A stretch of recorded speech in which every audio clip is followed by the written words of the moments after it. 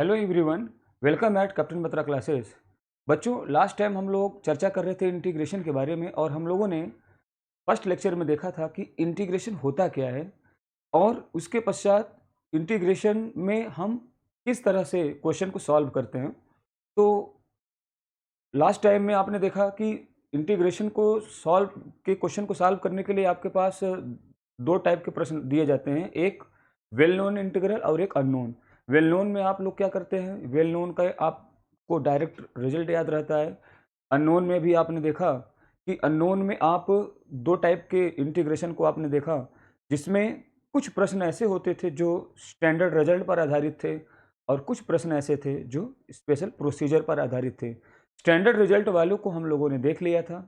आज हम लोग बात करेंगे सम स्पेशल प्रोसीजर के बारे में, लेकिन सम स्पेशल प्रोसीजर को पढ़ने से पहले हम आपको कुछ रिजल्ट और कुछ ट्रिक्स बताना चाहते हैं, क्योंकि सम स्पेशल प्रोसीजर में जब हम चलेंगे तो वहाँ पे कुछ रिजल्ट्स और कुछ ट्रिक की हमें आवश्यकता पड़ेगी, जिसको हम पहले से ही देख लेते हैं कि कुछ रिजल्ट और कुछ ट्रिक्स क्या हैं। बहुत ही इंपॉर्टेंट, बहुत ही इंटरेस्टिंग, बहुत ही महत्वपूर्ण कुछ हम रिजल्ट पहले आपसे चर्चा करेंगे और कुछ ट्रिक्स के बारे में हम बातें करेंगे। तो आइए हम पहले सम इम्पॉर्टेंट रिजल्ट देख लेते हैं कि सम इम्पॉर्टेंट रिजल्ट में कौन कौन से रिजल्ट हैं। यहाँ पे जैसे पहला रिजल्ट है कि अगर हम किसी भी फंक्शन में किसी भी कांस्टेंट से हम मल्टीप्लाई कर दें और तब उसका इंटीग्रेशन करना हो, तो उसको हम कैसे इंटीग्रेट करेंगे। तो बहुत ही आसान होता है, आप इस कांस्टेंट को बाहर ले सकते हैं और आप फंक्शन को जैसे इंटीग्रेट करते हो वैसे आप इंटीग्रेट कर दीजिए। यानी किसी भी फंक्शन में किसी भी कांस्टेंट से मल्टीप्लाई करने से आपके इंटीग्रेशन करने में कोई विशेष दिक्कत नहीं आती है। बस आपको क्या करना रहता है कि आप कांस्टेंट को आप बाहर निकाल लीजिए और फंक्शन को एज इट इज जैसे इंटीग्रेट करते हो आप कर दीजिए। जैसे जैसे आपसे हम कहें कि 3 sin x को आप इंटीग्रेट करिए। अब sin x का इंटीग्रेशन तो हम जानते हैं माइनस कॉस एक्स, लेकिन यहाँ पे 3 से मल्टीप्लाई अगर हो जाए तो कोई दिक्कत नहीं है। इस 3 को हम बाहर ले सकते हैं और आप sin x को जैसे इंटीग्रेट करते हो आप उसी तरह से इंटीग्रेट कर दीजिए। तो sin x का इंटीग्रेशन आप क्या जानते हैं, माइनस कॉस एक्स, तो माइनस कॉस एक्स हो जाएगा, अर्थात ये आपका -3 कॉस एक्स आपको मिल जाएगा। ये आपका रिजल्ट हो गया। ये पहला रिजल्ट था। नेक्स्ट रिजल्ट पे आते हैं हम। नेक्स्ट रिजल्ट आप देखेंगे कि यहाँ पे आप देख रहे हैं कि एक से अधिक फंक्शन एडिशन या सब्ट्रैक्शन के फॉर्म में अगर दिए गए हों, यहाँ पे f1x, f2x, f3x, fnx हमने यह फंक्शन ले लिया है और वो चाहे एडिशन के फॉर्म में हो या सब्ट्रैक्शन के फॉर्म में हो और उसको इंटीग्रेट करना हो, तो क्या करेंगे। कोई दिक्कत नहीं है। यहाँ पे हम क्या करते हैं, हम अलग अलग फंक्शन को इंटीग्रेट कर लेते हैं, अलग अलग फंक्शन को सभी को। f1x को अलग इंटीग्रेट कर लीजिए, f2x को अलग इंटीग्रेट कर दीजिए, fnx को अलग इंटीग्रेट कर दीजिए और इसके पश्चात प्लस है तो आप प्लस कर दीजिएगा रिजल्ट में, और अगर यहाँ पे डिफरेंस रहेगा, माइनस रहेगा, तो आपको माइनस कर देना है। यानी बहुत ही सिंपली क्या करना है आपको, दो या दो से अधिक फंक्शन को सम या डिफरेंस के फॉर्म में अगर इंटीग्रेट करना हो तो सारे फंक्शन को आप अलग अलग इंटीग्रेट करके उसको ऐड कर दीजिए या सब्ट्रैक्ट कर दीजिए जो क्वेश्चन में दिया गया हो। बहुत ही सिंपल। जैसे इस पे एक क्वेश्चन आप देख सकते हैं, ई पावर एक्स प्लस, यहाँ पे मान लीजिए हम e power x plus cos x ले लेते हैं और इसको हमें इंटीग्रेट करना है। तो कोई बात नहीं है, यहाँ पे हम ई पावर एक्स को अलग इंटीग्रेट करेंगे, कॉस एक्स को अलग इंटीग्रेट करेंगे। तो ई पावर एक्स का इंटीग्रेशन, ई पावर एक्स को आप अलग कर लीजिए, कॉस एक्स को आप अलग कर लीजिए, कॉस एक्स को अलग कर लीजिए और यहाँ पे प्लस है तो यहाँ पे प्लस साइन लगा लीजिए। ई पावर एक्स का इंटीग्रेशन आपको ई पावर एक्स मिल जाएगा प्लस कॉस एक्स का साइन एक्स। तो ये हमारा रिजल्ट आ गया। बहुत ही सिंपल। इसको आप बहुत ही आसानी से आप यूज कर सकते हैं क्वेश्चन में। आगे बढ़ जाते हैं हम और हम थर्ड रिजल्ट की तरफ बढ़ेंगे। और थर्ड रिजल्ट में क्या है, थर्ड रिजल्ट में ये है कि बहुत ही महत्वपूर्ण है ये रिजल्ट, एग्जामिनेशन में अक्सर इस पर क्वेश्चन बनते हैं। क्या है कि किसी भी फंक्शन f(x) को अगर हम इंटीग्रेट कर दें, किसी भी फंक्शन को अगर हम इंटीग्रेट कर दें, अब इंटीग्रेट करने के पश्चात फिर से हम उसको डिफरेंशिएट कर दें, या हम उसी फंक्शन एफ एक्स को पहले हम डिफरेंशिएट कर दें एंड देन हम इंटीग्रेट करें, तो हमें क्या रिजल्ट मिलेगा। तो इसको पहले हम समझ लेते हैं कि एक छोटे से एग्जाम्पल से। मान लीजिए, जैसे मान लीजिए कि हम आपसे कहें कि cos x का अगर आप यहाँ पे cos x का अगर आप यहाँ पे इंटीग्रेशन करें, तो हम देख रहे हैं कि cos x का इंटीग्रेशन sin x होता है। समझिए, cos x का इंटीग्रेशन sin x होता है। अब हम आपसे कहें, इसका मतलब ये हुआ कि sin x का अगर हम डेरिवेटिव निकालेंगे तो हमें क्या मिलेगा, cos x मिलेगा। बहुत ध्यान से समझिएगा, बहुत इंटरेस्टिंग ये टॉपिक है। अब इसका मतलब ये हुआ कि अगर हम आपसे कहें कि cos x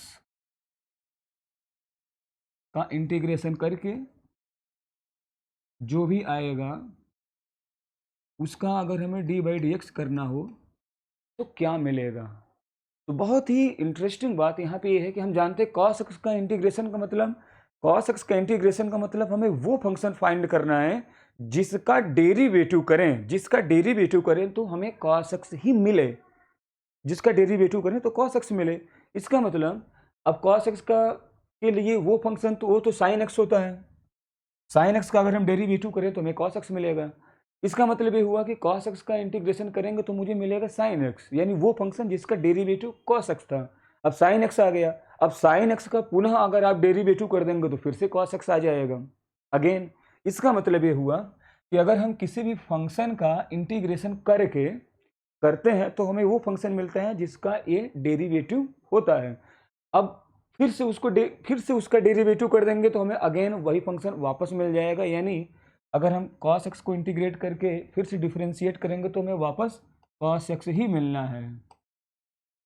ओके, यही यहाँ पर रिजल्ट आपके सामने लिया गया है कि f(x) का इंटीग्रेट करके आप फिर से डिफरेंशिएट करेंगे, या f(x) को डिफरेंशिएट कर दीजिए। मान लीजिए f(x) को डिफरेंशिएट किया, उसका डिफरेंशिएशन gx आ गया। अगर f(x) का डिफरेंशिएशन gx है तो gx को हम जैसे इंटीग्रेट करेंगे तो हमें फिर से वापस f(x) ही तो मिलना है। यानी अगर हम f(x) को इंटीग्रेट करें देन डिफरेंशिएट करें, या f(x) को डिफरेंशिएट करें एंड देन इंटीग्रेट करें, तो आपको फाइनली f(x) ही मिलना है, फिर से वही f(x) आ जाएगा। और कारण आप समझ रहे हो कि क्यों ऐसा हो रहा है। तो ये थर्ड रिजल्ट था। थर्ड रिजल्ट को भी आप एग्जामिनेशन में क्वेश्चन इस पर बनता है, आपको अगर क्वेश्चन आएगा तो आप इसका प्रयोग करके क्वेश्चन को सॉल्व कर सकते हैं। नेक्स्ट रिजल्ट है, नेक्स्ट रिजल्ट में आपको चौथा रिजल्ट है बहुत ही इंटरेस्टिंग। अब यहाँ पे देखिए चौथा रिजल्ट में क्या है, अभी आप क्या देख रहे थे सेकंड रिजल्ट में, दो या दो से अधिक फंक्शन को अगर हम ऐड कर दें या सब्ट्रैक्ट कर दें और तब उसको इंटीग्रेट करें तो क्या करते हैं। तो वहाँ पे आपने देखा अलग अलग फंक्शन को हम इंटीग्रेट करके उसको ऐड या सब्ट्रैक्ट कर सकते हैं। लेकिन मान लीजिए कि अगर दो फंक्शन ऐसे आ जाएं जो मल्टीप्लिकेशन के फॉर्म में हो, मल्टीप्लिकेशन फॉर्म में दो फंक्शन आ जाएं, उसको इंटीग्रेट करना हो, तो अब क्या करें। यानी यहाँ पे हमें क्या करना है, f(x) इंटू gx, दो फंक्शन का मल्टीप्लिकेशन है और उसका हमें इंटीग्रल निकालना है। यानी अब हमें ये सोचना है कि वो कौन सा फंक्शन होगा जिसको हम डिफरेंशिएट करें तो हमें f(x) इंटू gx मिले, जिसको डिफरेंशिएट करें तो हमें f(x) इंटू gx मिले। तो समझिए इसके लिए रिजल्ट ये है कि हम ऐसा क्या कर दें कि हमें वो फंक्शन मिल जाए जिसको डिफरेंशिएट करने पे हमें f(x) इंटू gx मिल जाए। तो हमें जो प्रोसेस करना है, हमें जो करना है कि हमें क्या यहाँ पे उस फंक्शन को प्राप्त करने के लिए कौन सा स्टेप लेना पड़ेगा, वो आपके सामने लिखा हुआ है कि हमें करना क्या है। इसमें आपको सबसे पहले इन दोनों फंक्शन में से किसी एक फंक्शन को फर्स्ट फंक्शन और दूसरे को सेकंड फंक्शन आपको ले लेना है। हमने मान लिया f(x) को हमने फर्स्ट फंक्शन कर दिया और gx को मैंने सेकंड फंक्शन कर लिया, ठीक है। फिर क्या होगा, तब इसमें जो रिजल्ट है वो ये है कि इसमें first function f(x) into second function का आप इंटीग्रेशन कर दीजिए।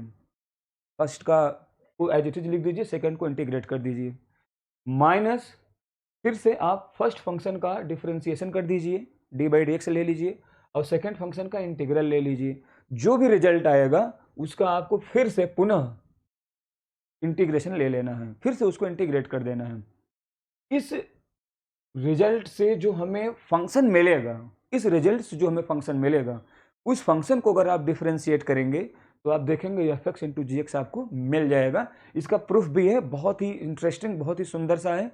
लेकिन यहाँ पे चूंकि आपको एग्जामिनेशन में इसका एप्लीकेशन नहीं, आप सिर्फ इसका एप्लीकेशन आपको करना है, आपको वहाँ पे प्रूफ नहीं करना है, तो इसलिए मैं यहाँ पे इसको आपको दिखा नहीं रहा हूँ। हम इसमें कुछ क्वेश्चन ले लेते हैं, क्वेश्चन से आपको इसको हम सॉल्व करके दिखाते हैं कि आप कैसे इसका प्रयोग करोगे। हाँ, अब यहाँ पे एक बात और मैं आपको बता देना चाहता हूँ कि ये जो आप रिजल्ट देख रहे हैं, इस रिजल्ट को आप देखेंगे बुक्स में, इसको एक नाम दिया गया है, इस कॉन्सेप्ट को, इस रिजल्ट को, इसको कहते हैं इंटीग्रेशन बाय पार्ट्स। अब हमने यहाँ पे चूंकि हम रिजल्ट में इसको ले लिए हैं, इसलिए मैंने इसको बहुत विशेष तरीके से मैंने उसको नहीं लिखा है, बट आप जानते रहिए इसको हम लोग इंटीग्रेशन बाय पार्ट्स के नाम से जानते हैं। आप लोगों ने इंटरमीडिएट में पढ़ा होगा इंटीग्रेशन बाय पार्ट्स, इस रूल को कहते हैं, इस नियम को इंटीग्रेशन बाय पार्ट्स नाम दिया गया है। अब यहाँ पे एक बात आपको मैं बता दूं कि ये जो F X into G x है, यहाँ पे फर्स्ट फंक्शन हमने एफ एक्स को ले लिया, जी एक्स को ले लिया सेकंड फंक्शन। अब यहाँ पे एक प्रश्न ये उठेगा कि क्या हम जी एक्स को फर्स्ट फंक्शन या एफ एक्स को सेकंड फंक्शन नहीं ले सकते थे, या हम यहाँ पे फर्स्ट फंक्शन किसको लें, सेकंड फंक्शन किसको लें, इसको हम कैसे समझेंगे। तो याद रखिएगा, यहाँ पे आप मनमानी नहीं कर सकते हैं कि जो मन में आया उसी को हम फर्स्ट फंक्शन ले लें और जो मन में आया हम उसी को सेकंड फंक्शन ले लें। यहाँ पे फर्स्ट फंक्शन और सेकंड फंक्शन को लेने का एक कॉन्सेप्ट है। क्या कॉन्सेप्ट है? Here first function is taken as which comes first in ILATE, यानी यहाँ पे F X into G X में हम फर्स्ट फंक्शन किसको लेंगे, हम फर्स्ट फंक्शन उसको लेंगे जो आइलेट में पहले आएगा, एंड रिमेनिंग फंक्शन और जो बच जाएगा उसको हम सेकंड फंक्शन लेंगे। अब यहाँ पे एक प्रश्न उठेगा कि ये आइलेट क्या है, तो ILATE, I means inverse function, L means logarithmic function, A means algebraic function, T means trigonometric function, E means exponential function. मतलब आइलेट का मतलब यहाँ पे क्या है, शॉर्ट में लिखा गया है, ILATE means I means inverse, L means logarithmic, A means algebraic, T means trigonometric, E means exponential function. इसका मतलब ये है कि यहाँ पे जो फर्स्ट फंक्शन होगा वो इन दोनों फंक्शन में से उसको हम लेंगे फर्स्ट फंक्शन जो इसमें आइलेट में जो पहले पड़ेगा। यानी जैसे मान लीजिए कि एफ एक्स और जी एक्स में एक फंक्शन लॉगरिथमिक है और एक ट्रिग्नोमेट्रिक है, मान लीजिए, तो हम क्या करेंगे, हम लॉगरिथमिक फंक्शन है एक ट्रिग्नोमेट्रिक है, तो हम किसको फर्स्ट फंक्शन लेंगे। तो हम देखेंगे कि लॉगरिथमिक और ट्रिग्नोमेट्रिक फंक्शन में कौन सा फंक्शन आइलेट में पहले पड़ेगा। तो हम देख रहे हैं आइलेट में लॉगरिथमिक और ट्रिग्नोमेट्रिक में लॉगरिथमिक पहले पड़ेगा। अगर लॉगरिथमिक पहले पड़ेगा तो हम लॉगरिथमिक को फर्स्ट फंक्शन, ट्रिग्नोमेट्रिक को सेकंड फंक्शन हम मानेंगे, तभी हम इसको इस फार्मूले में रख करके हम क्वेश्चन को सॉल्व करेंगे। याद रखिए, आप फर्स्ट फंक्शन और सेकंड फंक्शन को सिलेक्ट करते समय आइलेट का विशेष ध्यान दीजिएगा।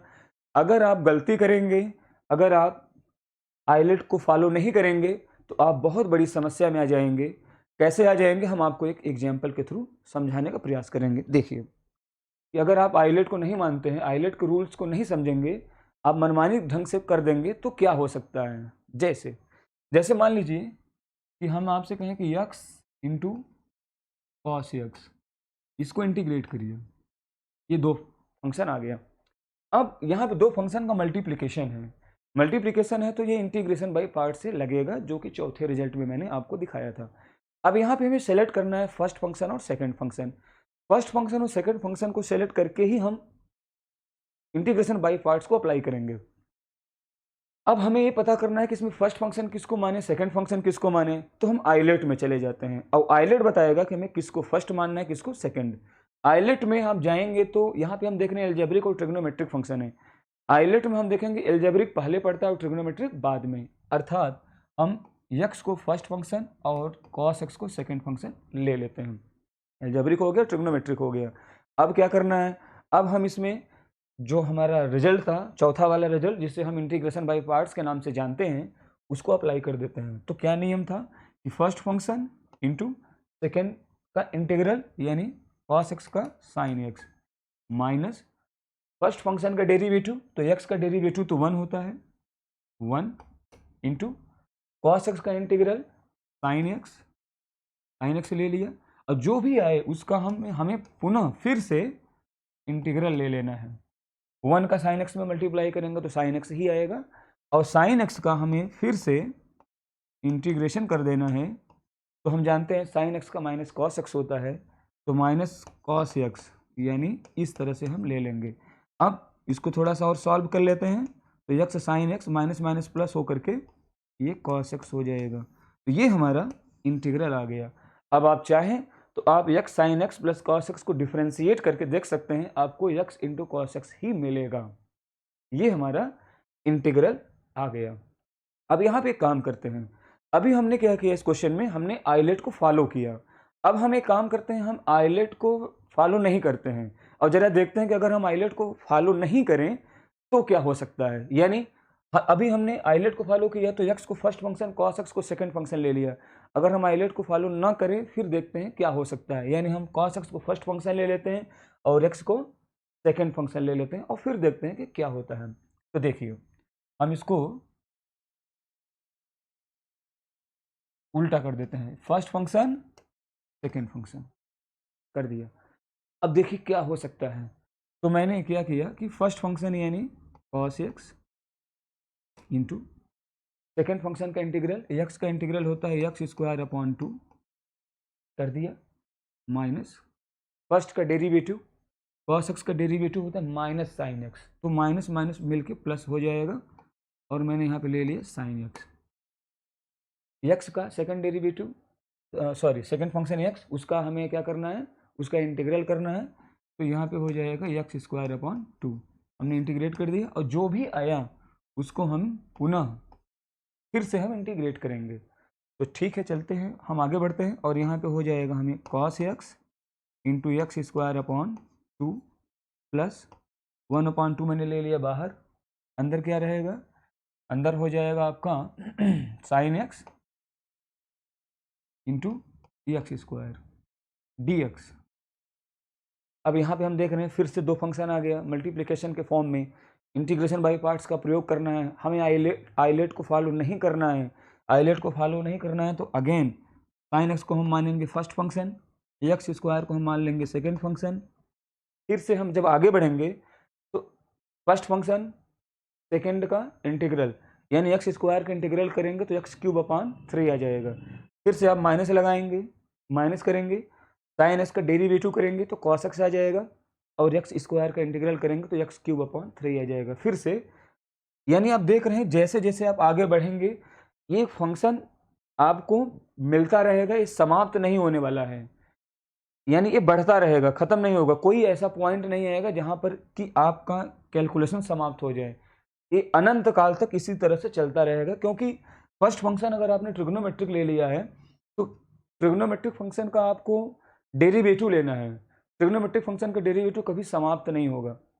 एल्जेब्रिक फंक्शन को आपको इंटीग्रेट करना है बार बार, इंटीग्रेशन एल्जेब्रिक फंक्शन का बढ़ता रहेगा, X to the power n का इंटीग्रेशन आप करते रहेंगे तो वो पावर बढ़ता रहेगा हमेशा, यानी ये कभी समाप्त होने वाला नहीं है। इसका मतलब ये हुआ कि अगर हम लोगों ने आइलेट को फॉलो नहीं किया तो बहुत बड़ी समस्या में हम फंस जाएंगे और इसका कभी भी सलूशन नहीं मिल सकता है, ये अनंत काल तक चलता रहेगा। इसलिए आपको ध्यान देना है कि जब कभी भी इस तरह का दो फंक्शन के प्रोडक्ट का इंटीग्रेशन करना होगा तो आप हमेशा आइलेट का ही प्रयोग करिएगा, नहीं तो समस्या आ जाएगी। अब हम लोग आगे बढ़ेंगे, 4 रिजल्ट हम लोगों ने देख लिया। अब अगला रिजल्ट हम देखेंगे पांचवा रिजल्ट। आप देखिए बहुत इंपॉर्टेंट है ये, इस पर भी आधारित प्रश्न एग्जाम में आते हैं और हम इसका जब हम लोग सम स्पेशल प्रोसीजर पर हम बात करेंगे तो उसमें इसका एप्लीकेशन आएगा, इसलिए हम इसको पहले ही डिस्कस कर ले रहे हैं। क्या, अगर किसी भी फंक्शन f(x) का इंटीग्रल अगर g(x) है तो पहला रिजल्ट, अगर हम इस फंक्शन के वेरिएबल में कुछ ऐड कर दें या सब्ट्रैक्ट कर दें यानी प्लस c या माइनस c कर दें तो क्या होगा, तो कोई दिक्कत नहीं है यहाँ पे। अगर हम किसी भी फंक्शन के वेरिएबल में कुछ ऐड या सब्ट्रैक्ट करते हैं तो उससे रिजल्ट पे कोई फर्क नहीं पड़ता है, बस रिजल्ट के भी फंक्शन के वेरिएबल में वही कांस्टेंट सी ऐड हो जाएगा, प्लस माइनस सी हम इसमें ऐड कर लेते हैं। अच्छा, दूसरी चीज, सेकेंड फंक्शन, अगर हम फंक्शन के वेरिएबल में कांस्टेंट से हम मल्टीप्लाई कर दें, सी से मल्टीप्लाई कर दें, ऐसी परिस्थिति में क्या होगा? तो कोई दिक्कत नहीं है, जैसे एफ एक्स का जी एक्स था तो यह सी एक्स का जी सी एक्स हो जाएगा। लेकिन यहाँ पे, जैसे यहाँ पे तो जी एक्स प्लस माइनस सी हो गया था, बट अगर मल्टीप्लीकेशन वाला रहेगा केस तो जी सी एक्स के साथ साथ जिस कांस्टेंट से मल्टीप्लाई हुआ है वेरिएबल में, उससे आपको डिवाइड भी कर देना है इस फंक्शन में, यानी जी सी एक्स में 1/c से डिवाइड कर देना, यानी 1/c इंटू जी सी एक्स हो जाएगा। इस रिजल्ट को आपको याद रखना है। यानी इसको ऐसे समझिए, जैसे हम जानते हैं कि cos x का अगर हम इंटीग्रल करें तो हमें मालूम है इसका इंटीग्रल sin x होता है। लेकिन अगर हम आपसे कहें कि आप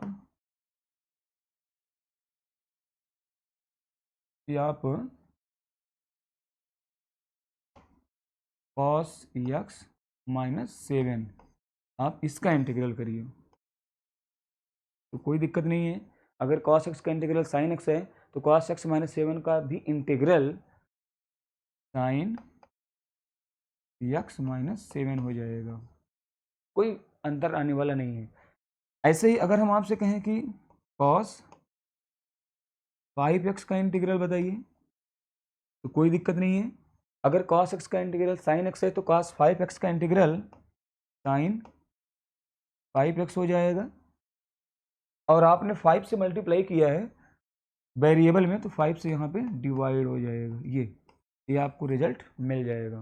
तो ये रिजल्ट आपको याद रखना है।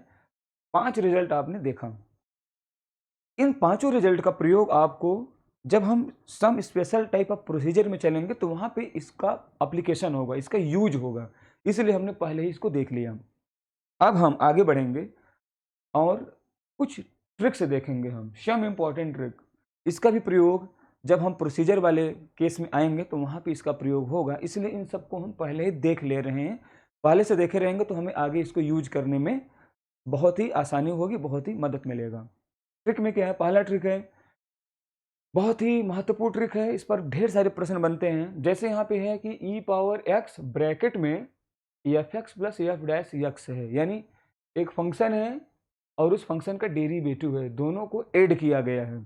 इसके पश्चात उसमें ई पावर एक्स से मल्टीप्लाई कर दिया गया है। ऐसी परिस्थिति में इसका इंटीग्रल क्या होगा? तो देखिए, इसको अगर हम जिस तरह से हम लोग इंटीग्रेशन करते हैं परंपरागत तरीके से अगर करेंगे तो इसमें क्या कर सकते हैं? इसमें हम करेंगे क्या, इसमें हम e power x f x को हम इसमें मल्टीप्लाई कर लेंगे plus e power x f dash x, इस तरह से हम करेंगे। अब इसके पश्चात इसको आप इंटीग्रेट करेंगे। अब यहाँ पे आप देख रहे हैं एक फंक्शन है, एक फंक्शन है, इन दोनों को आप अलग अलग कर सकते हैं। ई पावर एक्स साइन एक्स कर दिया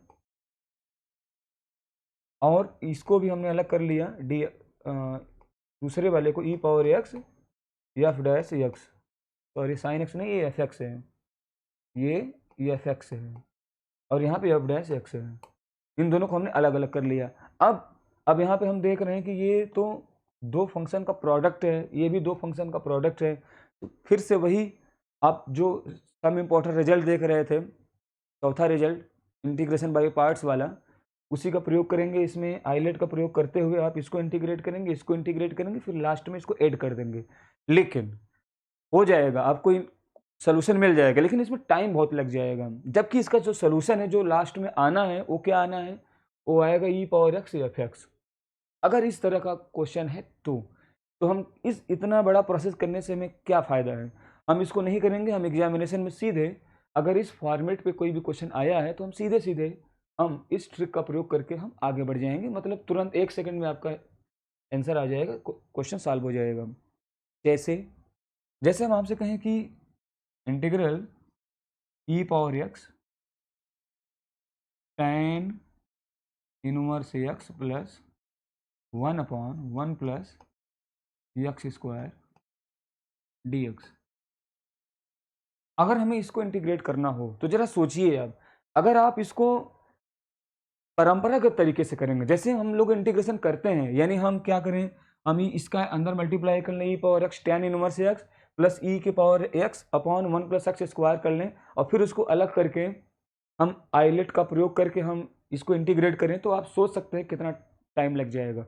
हमें इतना टाइम नहीं देना है। अगर आपको लगता है कि इस फॉर्मेट पे कोई भी क्वेश्चन हमारे सामने आया है, यानी ब्रैकेट में दो फंक्शन हो और उसके बाहर ई पावर एक्स से मल्टीप्लाई हो, तो आप एक बार आप देख लिया करिए कि कहीं इस फॉर्मेट पर तो क्वेश्चन नहीं दिया गया है। हम देख लेते हैं, ई पावर एक्स बाहर है और अंदर हमें दो फंक्शन दिया गया है, जिसमें tan इनवर्स एक्स है पहला फंक्शन और दूसरा one upon one plus x square. अब हम जानते हैं कि tan इनवर्स एक्स को अगर हम डिफ्रेंशिएट करें तो ये one upon one plus x square मिल जाएगा, यानी ये ई पावर एक्स ब्रैकेट में f x plus f dash x वाले कॉन्सेप्ट वाला एक क्वेश्चन यहाँ पे दिया गया है। तो हम यहाँ पे जल्दी से बिना समय गंवाए हम तुरंत ई पावर एक्स, क्योंकि हमें पता है कि लास्ट में आना है e power x f x, तो e power x tan inverse x हम सीधे सीधे लिख देते हैं। आपका टाइम बच जाता है और आप तुरंत एक सेकंड में क्वेश्चन को सॉल्व कर सकते हैं। एक सेकंड क्या मतलब, आपको क्वेश्चन सॉल्व करने की भी जरूरत नहीं पड़ेगी। एग्जामिनेशन में आपने इस क्वेश्चन को देखा, इस तरह से क्वेश्चन आया, आप सीधे ऑप्शन पे जाएंगे, यानी आपको पेन भी नहीं चलाना है, टाइम बच जाता है। इसलिए इस ट्रिक को आप दिमाग में रखिएगा। और ऐसे और भी ट्रिक हैं, आपको हम और भी दिखा देते हैं, और भी आपको ट्रिक मिल जाएंगे जो कि एग्जामिनेशन में हम बहुत जल्दी से क्वेश्चन को सॉल्व कर सकते हैं।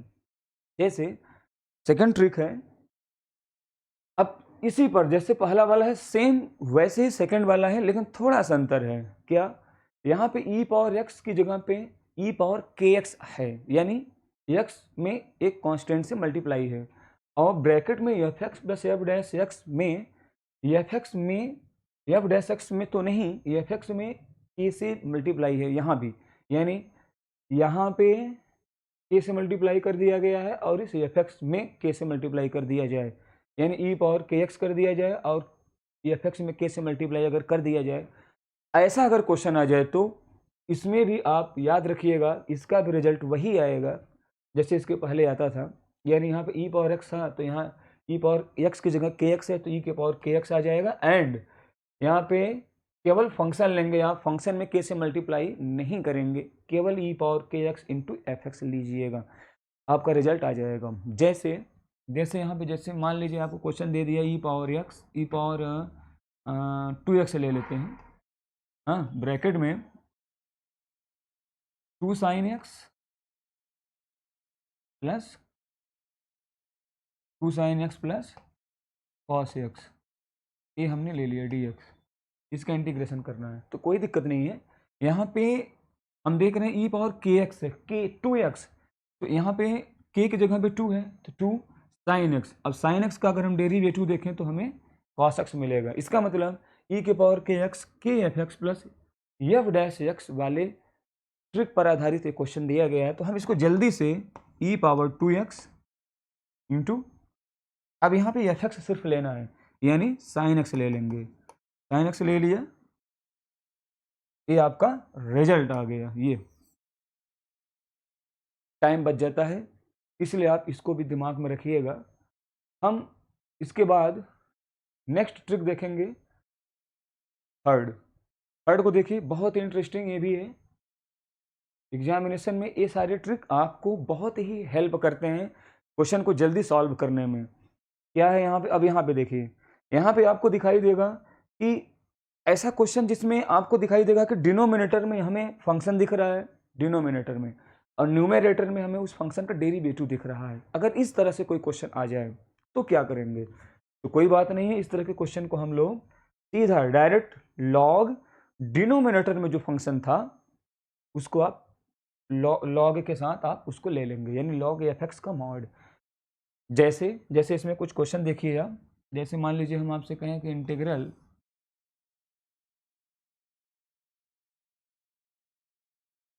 सेक square X upon tan X, आप इसको इंटीग्रेट करिए टेन एक्स, अगर इस तरह से क्वेश्चन आ जाए तो कोई बात नहीं, आप एक बार ट्रिक को दिमाग में रखिए, ट्रिक को ध्यान में दीजिए। थर्ड ट्रिक क्या कहता है कि हम यहाँ पे देख रहे हैं दो फंक्शन, एक न्यूमरेटर में एक डिनोमिनेटर में है। तो आप जरा सोचिए, क्या डिनोमिनेटर में जो फंक्शन है उसका डेरिवेटिव तो नहीं है न्यूमरेटर वाला? तो tan x का अगर हम डिफ्रेंशिएशन करते हैं तो हमें sec स्क्वायर x मिलता है। यानी हम देख रहे हैं कि यहाँ पे ये this is the F x and this is F dash x. तो इसका हम डायरेक्ट लॉग एफ एक्स यानी लॉग tan x मॉड लगा दीजिए, आपका रिजल्ट आ जाएगा।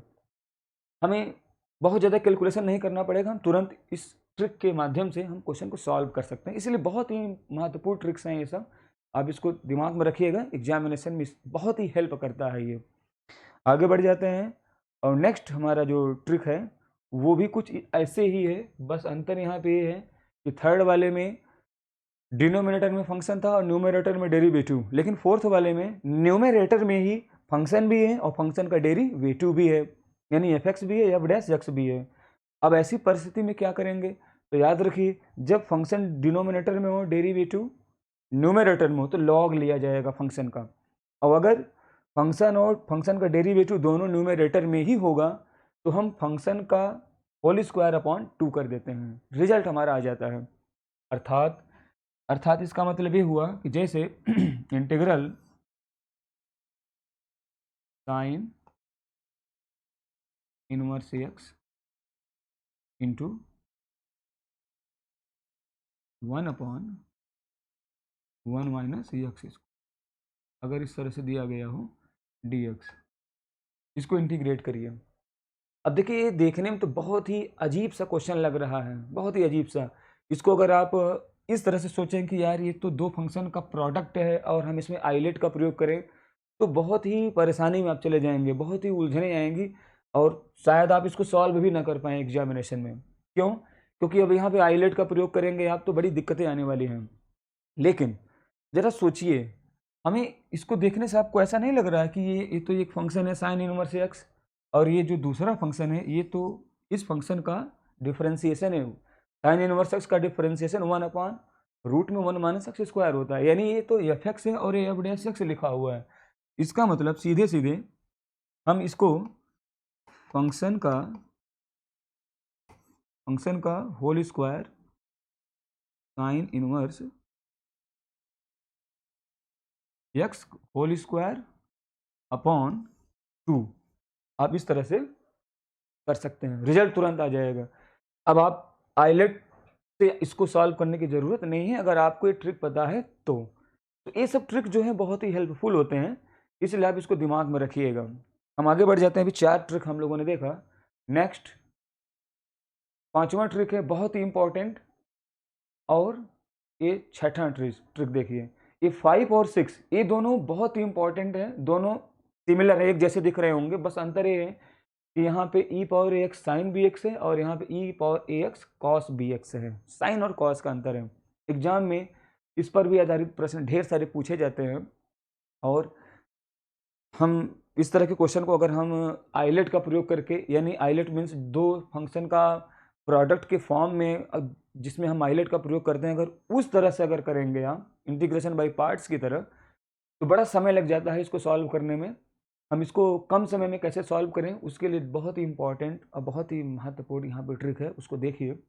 दोनों में समानताएं हैं, इसलिए हम दोनों को एक साथ आपको बता देते हैं कि देखिए, ई power a x sine B x हो या ई power a x cos B x हो, दोनों परिस्थिति में ई power a x upon a square plus b square, E power a x upon a square plus b square दोनों के result में आएगा।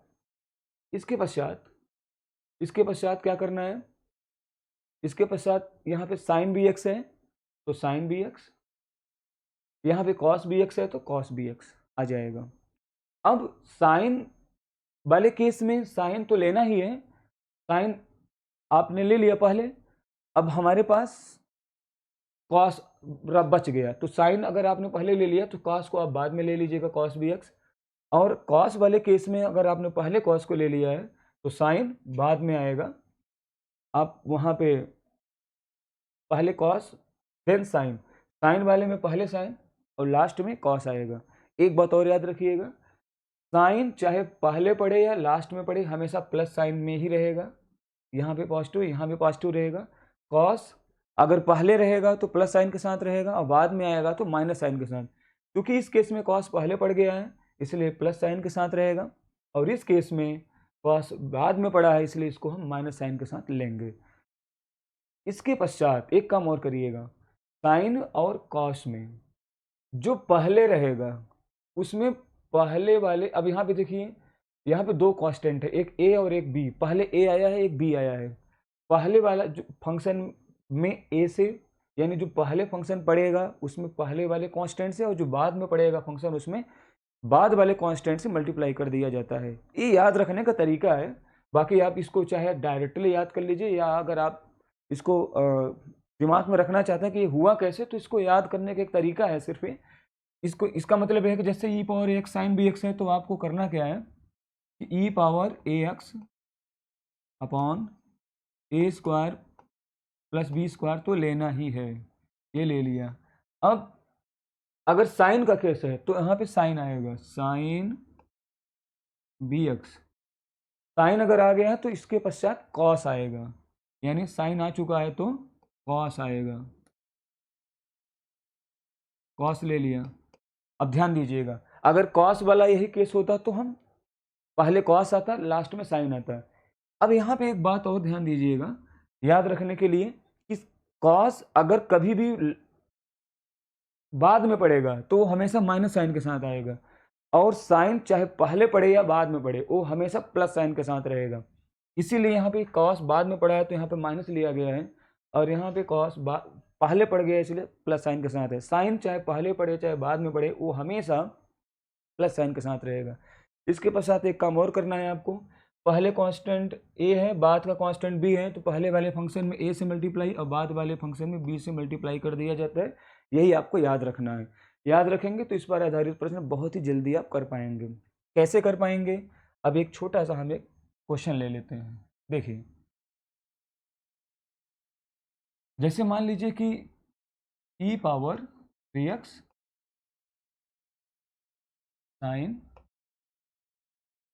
2x आ गया dx, इसको इंटीग्रेट करिए। अब एक तो तरीका यह है कि इसको इंटीग्रेशन बाय पार्ट से कर दिया जाए, फर्स्ट फंक्शन सेकंड फंक्शन लगा करके, लेकिन आप इससे करेंगे तो टाइम ज़्यादा लगेगा, समय बचाना है तो कोई बात नहीं है। हमें इसके लिए ट्रिक मालूम है क्या, ई power 3x upon a square plus b square. ए मतलब 3, बी मतलब 2, ए स्क्वायर मीन्स 9 और बी स्क्वायर मतलब 4, तो 9 + 4 13 ब्रैकेट।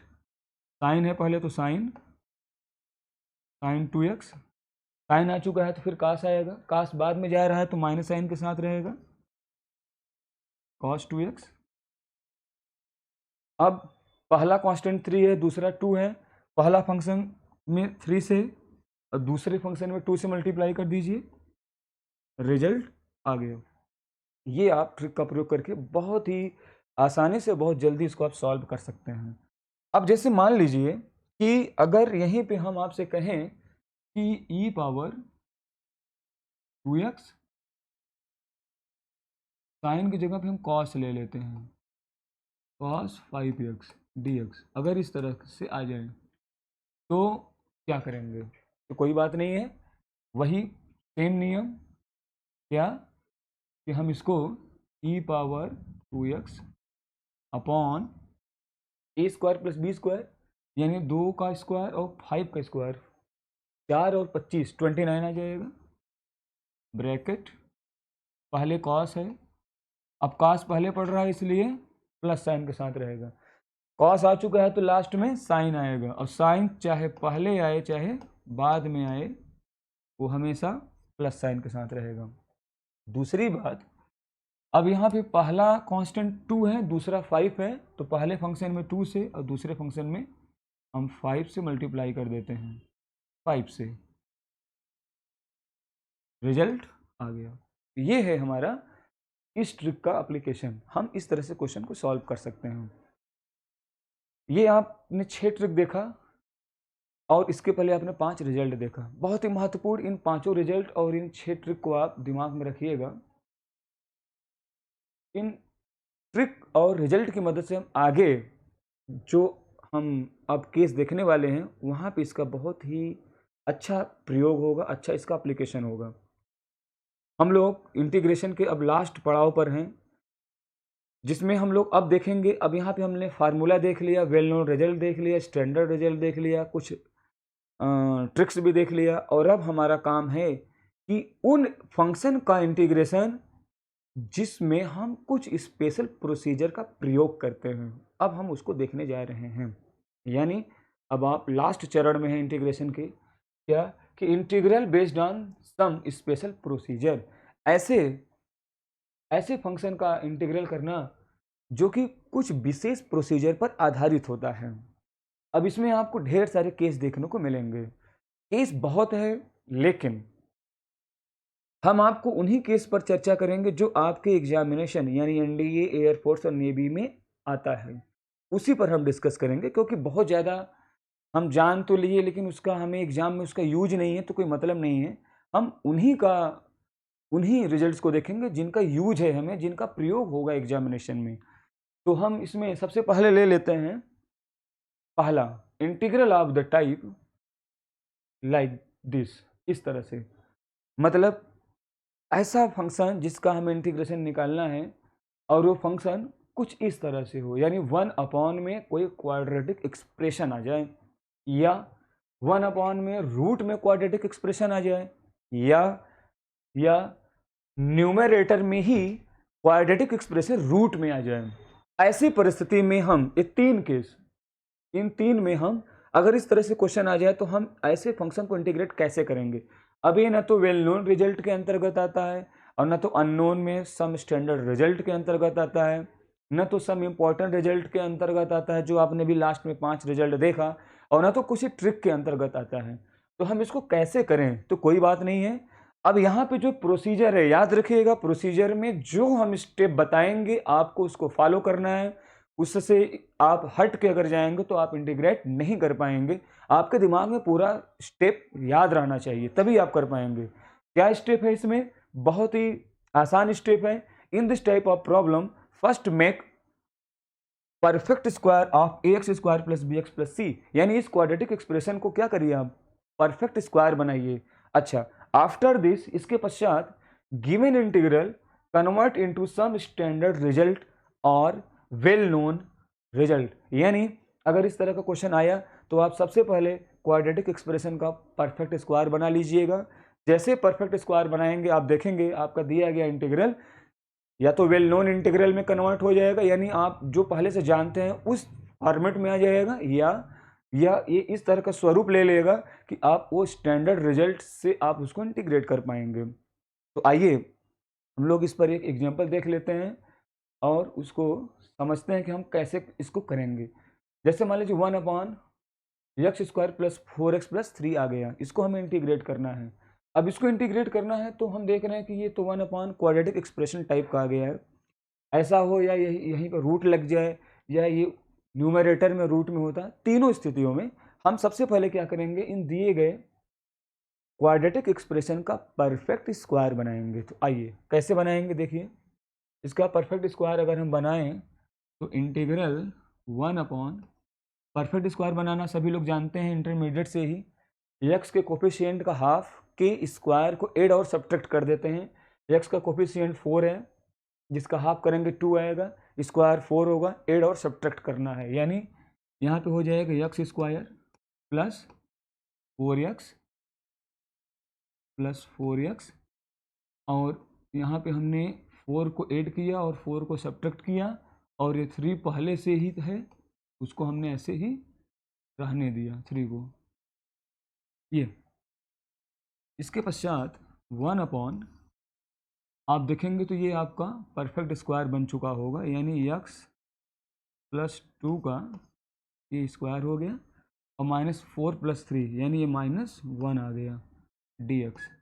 थोड़ा सा हम ध्यान दें और इसको और आगे बढ़ाएं तो हम इसको इस तरह से लिख सकते हैं, x प्लस 2 स्क्वायर -1 का स्क्वायर dx। इसको जरा ध्यान से देखिए। हमने अभी अभी आपसे कहा कि जैसे आप परफेक्ट स्क्वायर बनाएंगे वो दिया गया क्वेश्चन इंटीग्रल ए सम स्टैंडर्ड रिजल्ट में या वेल नोन रिजल्ट में कन्वर्ट हो जाएगा। तो जरा आप स्टैंडर्ड रिजल्ट या वेल नोन में आप जाइए और रिकॉल करिए कि क्या आपने कुछ इस तरह से रिजल्ट देखा। तो आप ध्यान दीजिएगा, आपने एक देखा था रिजल्ट 1/x² माइनस ए स्क्वायर, सम स्टैंडर्ड रिजल्ट में आपने देखा होगा, अननोन कैटेगरी में स्टैंडर्ड रिजल्ट में 1/x² माइनस ए स्क्वायर टाइप का। तो वही आपको यहाँ पे दिख रहा है 1/x² माइनस ए स्क्वायर, यानी ये कन्वर्ट हो गया। अंतर यहाँ पे सिर्फ यही है कि वेरिएबल में कुछ ऐड हो गया है, तो कोई बात नहीं है। अभी हम लोग जब अभी लास्ट टाइम जो हमने 5 रिजल्ट देखा, उस रिजल्ट में आपको मैंने दिखाया कि एफ का अगर इंटीग्रल जी है तो एफ में के वेरिएबल में हम कुछ ऐड कर दें, सब्ट्रैक्ट कर दें, तो कोई फर्क नहीं पड़ता है, हम उसका प्रयोग कर लेंगे। इसीलिए मैंने उन सब रिजल्ट को मैंने दिखाया था, उसका प्रयोग यहाँ पे हम करेंगे। क्या ये 1/x² माइनस ए स्क्वायर का जैसे इंटीग्रेशन होता है वैसे ही करेंगे।